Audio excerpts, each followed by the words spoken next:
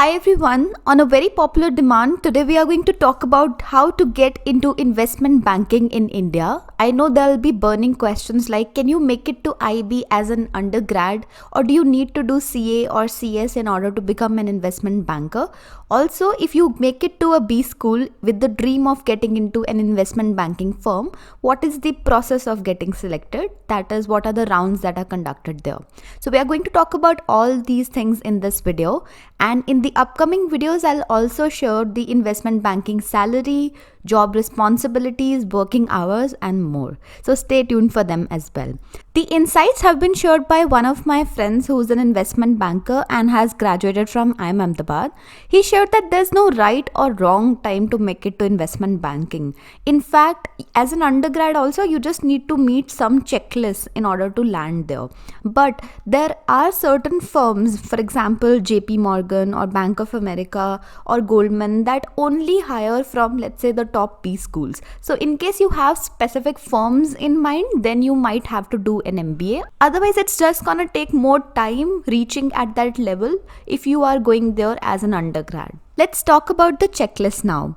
The first criteria is that you should be from a good institute with a good degree and great academic scores. Consistency in academic scores is a must, and by good institutes here we mean top 7 B schools. Especially if you are from Ahmedabad, Bangalore or Calcutta, your chances of making it to an investment bank increase significantly. The second checklist is that of professional courses like CA or CFA. If you have pursued them, then your chances of getting a shortlist increase. But it's not a mandate to have CA or CFA. The person that I talked to was a non-engineer, so he was a CA. But most of the engineers that are there at IIM Ahmedabad or Bangalore or Calcutta are not CAs. They do have other checklists meeting the criteria, which is why they get a shortlist from investment banks. So it's not a must, but in case you are not sure whether or not you would like to pursue a professional course, I would recommend you a source.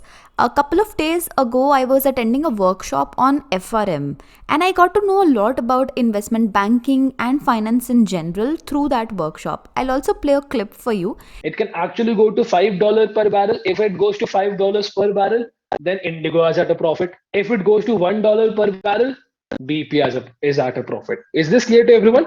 So both parties had different views on aviation fuel. Is it clear to everyone? Yes. These workshops are conducted by SICO, which is a membership community that you can join at an unbelievable affordable price. SICO organizes 10 such live events every single month, and you can become a member by checking out its link in the description as well as the pinned comment. The third point in this checklist is growth in the finance field, which means whether or not you have relevant work ex. You can have WorkX which deals with mergers and acquisitions, due diligence, private equity or equity research. These are the fields that are considered as a good backing for getting into investment banking. So if you're looking for WorkX, go ahead for these fields. And the final point is interest in the finance domain. This is a must for every single person, and how you showcase your interest is first by market tracking. So market tracking does not require you to actually trade in the market, but just requires you to understand about different organizations. So you should know about the operations as well as financials of, let's say, a particular sector. For example, let's say you pick EdTech. So you should know what are the different companies, who is whose competitor. You should know their financials. You should know which investors have invested in the firm, at what valuations, why have they invested in the firms, what does the management structure look like. You could also pick airline industry and do the same for any industry that is of interest to you. But it is a must to understand about the industry in depth. You may also use someone's CFA level 1 books to carry this out. You can also pursue certain courses or attend workshops. For example, SICO Selects workshops also conduct these. The second way to showcase your interest in finance is by pursuing courses. So you can do courses in modeling or understanding valuation techniques. These are a couple of resources that I had also specified in the finance video. You can check it out.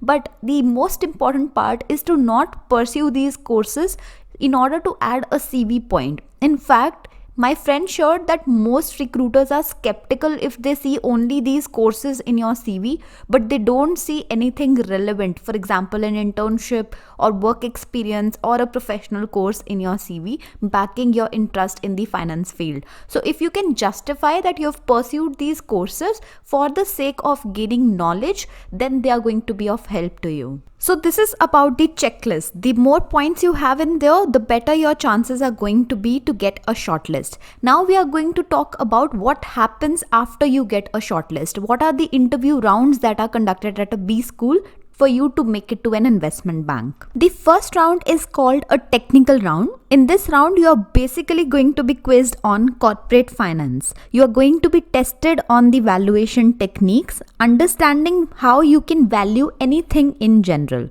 So that's your first round. The second round is going to be sector prep round. Herein, you are going to be asked to pick a sector of your choice. For example, I named airlines or education sector before.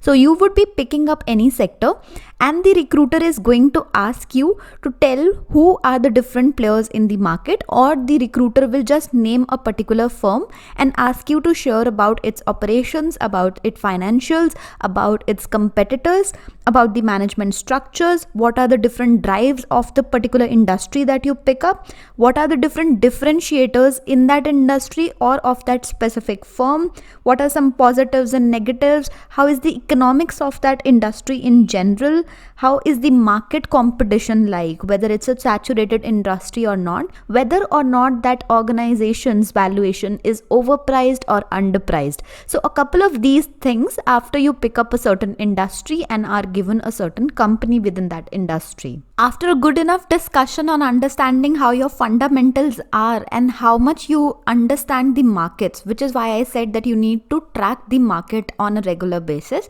After this is the final round, which is sort of an HR round, but you would not be asked questions like strengths and weaknesses. Instead, a director would probably be interacting with you to understand why you are coming into investment banking, why your interests aligns with this field, or how can you justify your background with what you are trying to choose. Basically, what they want to understand is whether or not you would want to quit the firm after a couple of years. So they would just want to understand how long are you going to stay in that investment bank. So they'll probably be asking you, where do you see yourself 5 years down the line?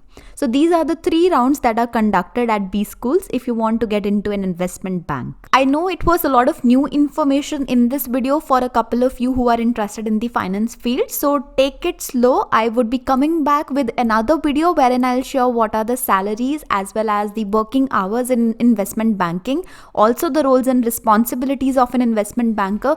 And trust me, it blew my mind when I got to know how much investment bankers earn. So don't worry, I'm gonna come back with another video. For now, in case you have any queries, do put them down in the comments below. Thank you so much for watching this video.